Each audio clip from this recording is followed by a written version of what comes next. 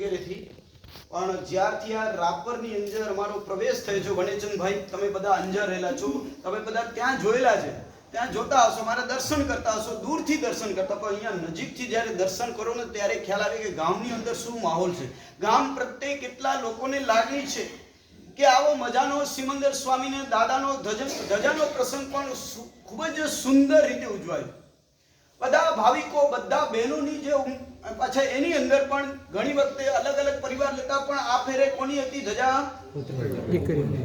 પૌત્ર વધુની જે ધજાનો માહોલ હતો જોવા જેવો હતો. અવસર ચૂકી ગયા છો ખરેખર. આપણે ઘર આમને જ્યારે પ્રસંગો ત્યારે વિડીયો મારફત, શું કહું છું, વિડીયો મારફત નથી જોવાનું, પણ આપણે ગામના પ્રત્યે આવવું જરૂરી છે. ત્યાં જોઈને અનુમોદના નથી કરવાનું, કે રૂબરૂ આવવાની છે. મારા દાદા સિમંદર દાદા એટલે કોના? વનેચંદભાઈ. ત્યાં મુનીસુ સ્વામી કદાચ છે, વાસુપૂજ્ય દાદા છે, પણ અહીંયા કોના, કયા ગામના તમે કહેવાઓ? પૂછી લઉં તમને, તમે બધા કયા ગામના કહેવાઓ? અંજારના કહેવાઓ છો, મુંબઈના કહેવાય છો, સુરતના કહેવાય છો, કયા ગામના કહેવાય? બોલો, પૂછી લઉં તમને. ભીમાસરથી ગાડી ઉપડી ક્યાં પહોંચી? અંજાર આવી કે નહીં? કે ડાયરેક્ટ અંજાર પહોંચી ગઈ? મુક્તિભાઈ, એટલે આ ગામને કદાચ ભૂલવું જરૂરી નથી. આ ગામની અંદર સોબતા કેવા મહાન સુપાર્શ્વનાથ દાદાનું જીનાજી શોભી રહ્યું છે, ઉત્તમ શોભી રહ્યું છે. આ સિમંદર દાદાનું પણ દેરાસર ભવ્યથી શોભી રહ્યું છે.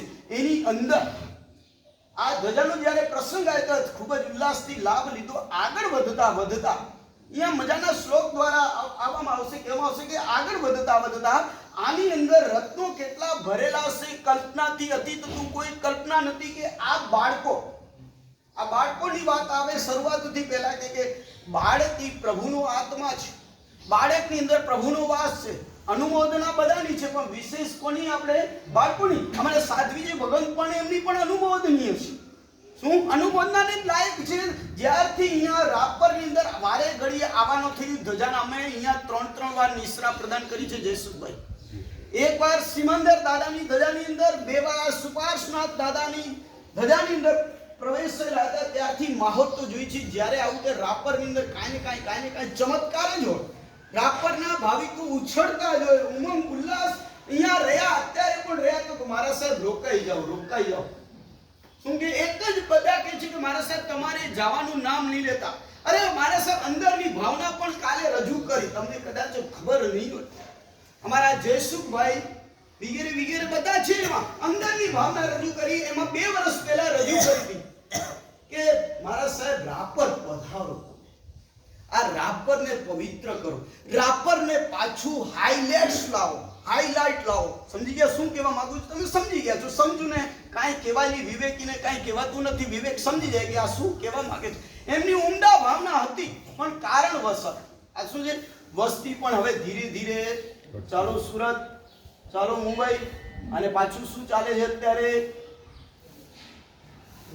ક્યાં છે ઝાડ? ક્યાં છે ખેંચું?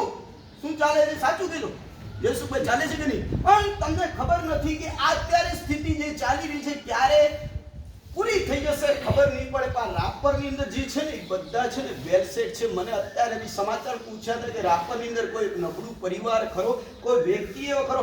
મારા સાહેબ અહીંયા બધા વેલ સેટ છે. આ કોની કૃપા છે? દાદાની કૃપા છે. જે દાદાની જે સેવા કરે, ભક્તિ કરે, એને અહીંયા ને અહીંયા મળે. પણ આપણે શું અવસર પામી આળસ કરે, અવસર મળ્યો છે અને આળસ કરે, પ્રમાદ કરે, પછી દૂર જવું પડે. ક્યાં જવું પડે? દૂર. અહીંયા જ મળે છે તન મન ધન બધું અહીંયા મળે છે, આરોગ્ય મળે છે, બધું મળે છે. આ રાપરની અંદર મળે છે. રાપરમાં અહીંયા જ્યારે અમે 2 વર્ષ પહેલા આવેલા ત્યારે અમે રજાના માહોલના બધા પ્રસંગો જોતા. એની અંદર અમારા ગુરુદેવ અનંતેશ મહારાજનું પણ કેમ ભૂલાય? હજી તાજી વિદાય થઈ ગઈ, તાજો અહીંયા પ્રસંગ આવેલો. કેમ કે હજી તો અમને પણ જેમ ઘરની અંદર કોઈ વ્યક્તિ જાય એટલે ગમનીનું વાતાવરણ થઈ જાય, એમ અમારા હૃદયની પણ ગુરુદેવ ગયા પછી થોડું હતું. પણ ગુરુદેવની અમાપ કરુણા વરસી રહી હતી. શું તારી હતી? શું દેવલોકમાંથી અમાપ કરુણા વરસી રહી હતી. અને અમારા સાધુ ભગવંતો એટલે ગુરુ ભગવંતો, હમણાં ગુરુ ભગવંતની વ્યાખ્યા કરી મહાત્માએ, સુંદર મજાની વ્યાખ્યા કરી. એટલે ગુરુ ભગવંતે જે એમને સિંચન કર્યું, એમના ઉપર નિક્ષેપ કર્યો, બાસ્કેટનો નિક્ષેપ કર્યો અને બધા જે બાળકોએ શું કર્યું? કેચ. ક્રિકેટમાં કેચ કરી લે, બરોબર ને? એમ એમણે વર્ષી કપ કેચ કરી લીધો જબરજસ્ત. આ અહીંયા રાપરની અંદર મળે. આજે કા વર્ષી કપ કરવો સહેલો નથી હોતો કે એક દિવસ વાપરવાનું, બીજે દિવસ એક દિવસ ઉપવાસ, બીજે દિવસ વાપરવાનું કઈ કઠિન કામ છે.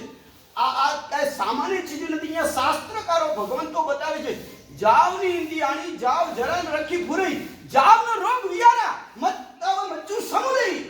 વૈરાગ્ય શતકની અંદર બતાવી છે. આ તપ ધર્મ ક્યાં સુધી કરી લેવાનું? તપ ધર્મ ક્યાં સુધી કરવું? જ્યાં સુધી ઇન્દ્રિયોની હાનિ થઈ નથી, જ્યાં સુધી ઇન્દ્રિયોની હાનિ નથી, પાંચે ઇન્દ્રિયો પરિપૂર્ણ છે, ત્યાં સુધી ધીરુભાઈ શું કરી લેવું જોઈએ? આરાધના. શરીર દ્વારા કસ કાઢી લેવું જોઈએ. શેરડીના સાઠાનો કસ કાઢી લે છે એવી રીતે અહીંયા કસ કાઢી લેવું જોઈએ કે આ જન્મની અંદર, મનુષ્ય ગતિની અંદર, જૈન ધર્મની અંદર આજ્ઞા કરીને કેટલા મોક્ષે ગયા છે. અને જાગના રોગ વિયારા, જ્યાં સુધી શરીરની અંદર રોગ વ્યાપ્યો નથી. શું છે?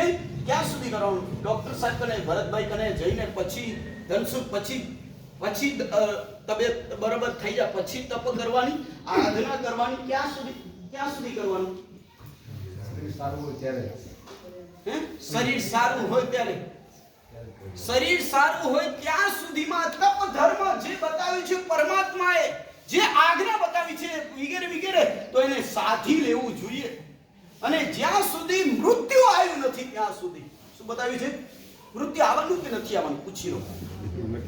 જો અમે તો ગેરંટી સહિત બેઠેલા જ છીએ, અમે બેઠા જ છીએ, અમને કોઈ ચિંતા જ નથી. શું જયસુખભાઈ, અમને મુક્તિભાઈ, દીપકભાઈ, કોઈ ચિંતા નથી અમારે. કાલ જાવું તો આજે હું તૈયાર છું. સમજાય? હું શું કહેવા માંગુ છું? કારણ શું? બોલો કારણ શું? હે?